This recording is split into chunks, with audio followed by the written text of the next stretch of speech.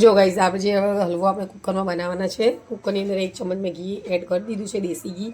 અને પછી આ ગાજરના ટુકડા હું અંદર એડ કરી નાખું છું આપણે કુકરમાં. જો આ ગાજર એડ કરી દીધા છે. હવે અંદર આપણે એડ કરવાના છે દૂધ. દૂધ આપણે 500 ml જેટલું લઈશું. 500 દૂધ લેવાનું છે. આ થોડુંક છે, બીજું હાફ હું અંદરથી લાવી નાખું છું.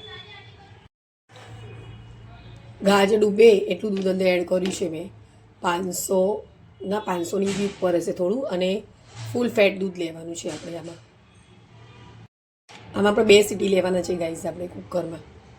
પછી બીજી બધી પ્રોસેસ એ કઢાઈમાં કરશું ગાઈઝ. જો ગાઈઝ કુકરમાંથી મેં નીકાળીને કઢાઈમાં એડ કરી નાખ્યો છે હલવો.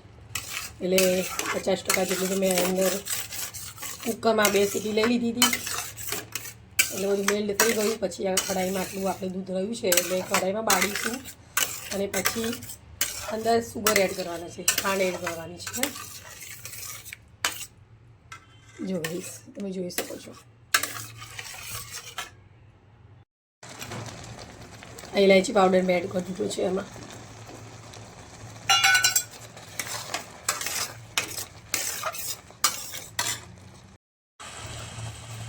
જો ગાઈઝ હવે દૂધ નીચે ભોય તળીએ ચોંટવાયું છે. એટલે હવે આપણે એને અંદર શુગર એડ કરીશું, ખાંડ એડ કરીશું ગાઈઝ. જો ખાંડ અહીંયા મેં લીધી છે બાઉલ ભરીને. 500 જેટલી ખાંડ છે. થોડીક લઈશું હાફ. અને પછી આપણે એડ કરવાના છે આપણે મીઠાઈની. આ છે પાઉચ. કોઈ પણ મીઠાઈ તમે બનાવો ત્યારે આપણે યુઝ કરી શકાય છે ગાઈઝ. એ પણ તમને એડ કરીશ ત્યારે હું બતાવીશ.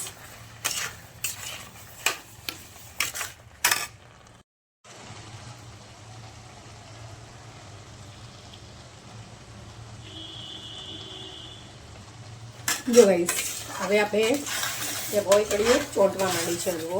એટલે એને ઉપરથી ખાવા માંડી છે. બરાબર. હવે આપણે અંદર એડ કરવાના છે મીઠાઈની. ગાઈઝ 1-2 ચમચ જેટલું એડ કરવાનું છે. એમાંથી સારો ટેસ્ટ પણ આવે, ક્રીમી પણ લાગશે ગાઈઝ. પછી આને આપણે હવે મિક્સ કરી નાખીશું. પછી ડ્રાય ફ્રૂટ્સ એડ કરવાના છે લાસ્ટમાં. જો ગાઈઝ તમે જોઈ શકો છો.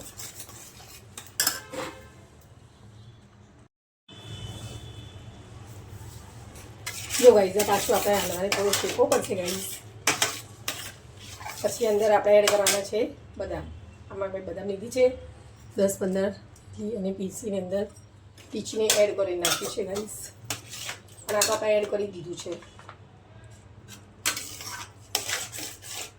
ડ્રાયફ્રૂટ્સ તમે જેટલું ખાતા હોય એટલું લઈ શકો છો આગળ બધા. અને ડ્રાયફ્રૂટ્સમાં કાજુ, બદામ, અખરોટ પણ લઈ શકાય છે ગાઈઝ. ગમે તેટલું હળવું આપણે બનાવવાનું, મતલબ કુકરમાં બી બનાવીએ કે કઢાઈમાં બનાવીએ પણ એને મેક્સિમમ અડધો કલાક ઉપર તો થઈ જ જાય છે ગાઈઝ. એટલે જે વિડીયોમાં અમુક વિડીયોમાં આવે છે કે 15 મિનિટમાં હલવો તૈયાર કરી, 15 મિનિટમાં હલવો તૈયાર થતો નથી ગાઈઝ.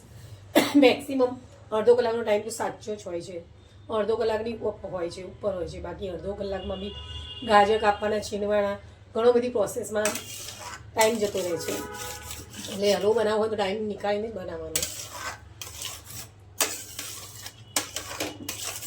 કુકરમાં બી મેં કુકરમાંથી બનાવ્યું તો બી અડધો કલાક ઉપર તો થઈ જ ગયું છે મારે.